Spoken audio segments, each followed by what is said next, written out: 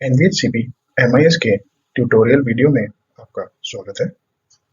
इस वीडियो में आपको ये बताया जाएगा कि अगर एक ही पेशेंट की हेपेटाइटिस बी और सी की स्क्रीनिंग हुई है तो उनकी पोर्टल में एंट्री कैसे की जा सकती है। ऐसे पेशेंट्स को एक ही यूआईडी दी जाती है हेपेटाइटिस बी और सी के लिए। ये यूजर होम पेज है। आप पेशेंट इंफॉर्मेशन पर क्लिक करेंगे, hepatitis A C E option choose करेंगे और पेशेंट रजिस्ट्रेशन पर क्लिक करेंगे।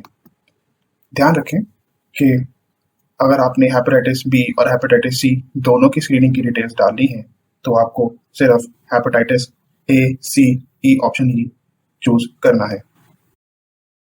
आप add new patient hepatitis A C E पर क्लिक करेंगे।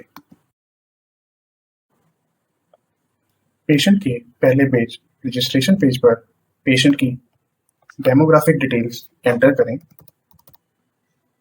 जैसे कि डेट ऑफ रजिस्ट्रेशन, पेशेंट का नाम, पेशेंट की एज, पेशेंट का जेंडर।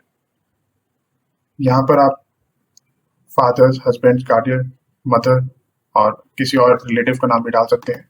तो यहाँ पर हम फादर नेम ही सिलेक्ट कर रहे हैं। पेशेंट का address, state, district, block, village, patient के एड्रेस का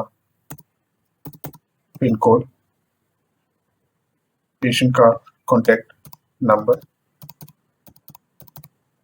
और ये कॉन्सेंट कि क्या पेशेंट को हेपेटाइटिस बी या हेपेटाइटिस सी के लिए कॉन्टैक्ट किया जा सकता है या नहीं। सोर्स ऑफ पेशेंट,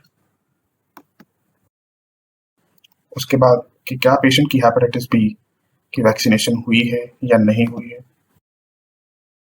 पेशेंट का रिस्क फैक्टर अपडेट करेंगे और उसके बाद save and go to screening button पर क्लिक कर देंगे। स्क्रीनिंग पेज पर HbsAg सिलेक्ट करेंगे हेपेटाइटिस बी के लिए और MTHCV हेपेटाइटिस सी के लिए। अब आप हेपेटाइटिस बी और हेपेटाइटिस सी की अलग अलग स्क्रीनिंग डिटेल्स अपडेट कर सकते हैं।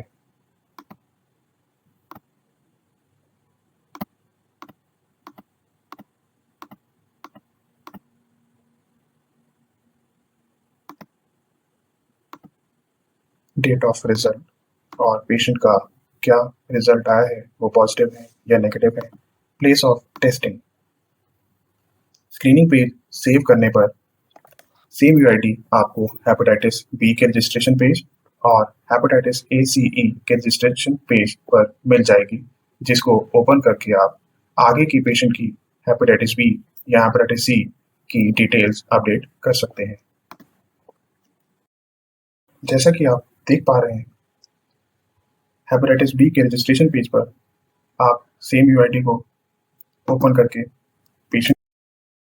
पेशेंट की हेपेटाइटिस बी की डिटेल्स अपडेट कर सकते हैं। धन्यवाद।